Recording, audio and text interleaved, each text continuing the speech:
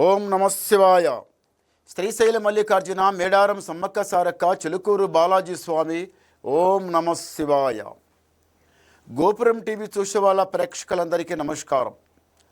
చిలుక జోషం అంటే ఆ కాలంలో ఉంది, ఇప్పుడు గుడుక ఉంది, ఇక ముందు గుడుక ఉంది. చిలుక జోషం అంటే నిజం ఉందండి, నమ్మండి, వినండి. ఫిబ్రవరి నెల 2 తారీఖు నుంచి 8 తారీఖు వరకు 12 రాశుల మీద ఏ రాశి మీద గురుబలం ఎంత ఉంది, ఏ రాశి మీద శని బలం ఎంత ఉంది, మంచి ఎంత, చెడు ఎంత, లాభం ఎంత, లుక్సాన్ ఎంత, కష్టం నష్టం సుఖం దుఃఖం చెప్తా వినండి. చిలకమ్మ మకర రాశి వాళ్ళ భవిష్యవాణి, మకర రాశి వాళ్ళ జ్యోతిష్వాణి, మకర రాశి వాళ్ళ గణితవాణి. చిలకమ్మ మకర రాశి వాళ్ళకి సాక్షంగా బాసరా సరస్వతి. బాసరా సరస్వతి అంటే ఎక్కడ ఉందండి? నిజామాబాద్ గోదావరి నది తీరాన. మకర రాశి వాళ్ళకి ఆ తల్లి బాసర సరస్వతి అంటే ఒకసారి వెళ్ళి పిల్లలకైనా కానీ చదువుకునే వాళ్ళు ఎవరైనా కానీ ఒకసారి వెళ్ళి అమ్మవారి దగ్గర అక్షరాభ్యాసం చేసుకుని వస్తే ఉన్న దరిద్రమంతా వెళ్ళిపోతుంది. ముందు ఏం బాగుంటుంది? ఆరోగ్యం బాగుంటుంది, తిన్నన్నం పైకి పడతారు, మంచి మనసు ఉంటుంది, మనసు శాంతం ఉంటుంది, చేయిపెట్టిన పని కలిసి వస్తుంది, పెద్దల సేవ చేయడం. మళ్ళీ రెండోది చదువు అయితే మతికి పట్టి తిన్నన్నం పైకి పట్టి గుమ్మడి పండు లేక తయారైతురు బాగుంటారు అన్నమాట. ఎందుకు ఆ తల్లి దర్శనం, ఆ అమ్మవారు జగన్మాత, ఆ అమ్మవారు దర్శనం చేసుకుని వస్తే చాలా బాగుంటుంది. ఎక్కడ? బాసరా సరస్వతి దగ్గర వెళ్ళి దర్శనం చేసుకుని రండి. అక్షరాభ్యాసం చేపించుకుని వస్తే పిల్లలకి చాలా బాగుంటుంది.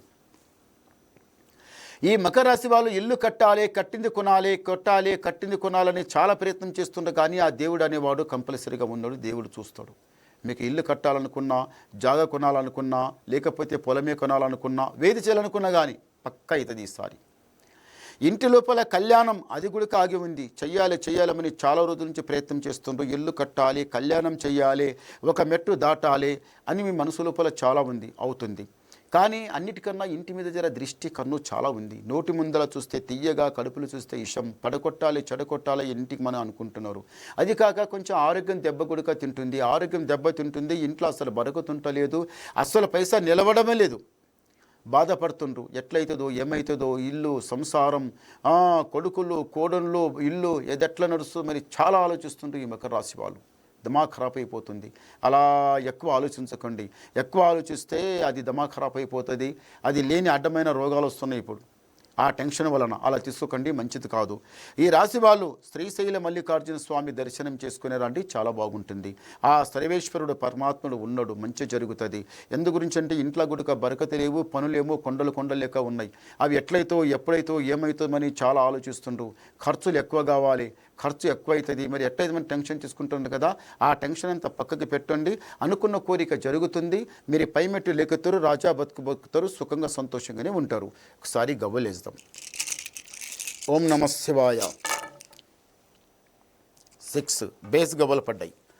మకర రాశి వాళ్లకు ఆదాయం 8, యాయం 14, రాజపూజ ఫలం 4, అవమానం 5. అంటే గురుబలం చాలా బాగున్నది, శని బలం తక్కువ ఉన్నది. ఏది చేసినా కానీ ఇప్పుడు మీరు ప్రయత్నం చేయండి, అంత మంచి జరుగుతుంది.